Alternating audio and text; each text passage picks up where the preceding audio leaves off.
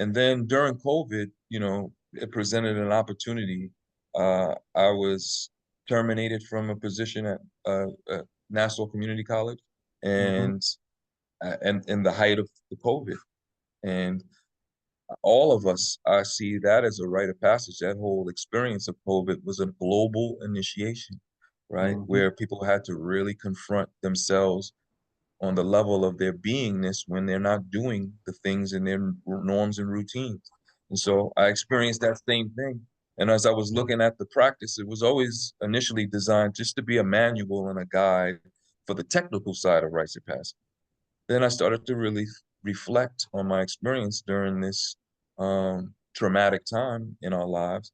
And I started to think about all of the things that I never formally went through an initiation or rites of passage until adulthood. So I had to think from the lens of the phases and the root meaning of rites of passage. And I started to reflect on my own journey from that lens and those things that aligned with the rites of passage meaning and the phases of them. And then I started to tell my story around that. And in addition to telling my story, I also wanted to help people reflect on their story from that mirror and lens perspective of the phases of a rites of passage.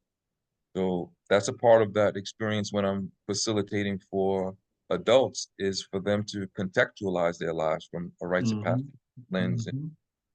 then from there, if anybody is called to facilitate that and for family, community, educational settings, coaches, then there are tools that I provide within the book that help to support that. So I try to do my best to provide a holistic piece so that people can internalize and really find themselves on the rites of passage compass, because this is a omnipresent reality.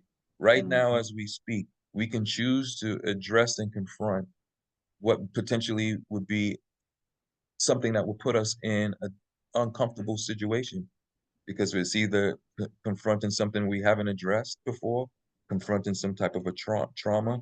And as soon as you enter into it, the rites of passage process unravels itself.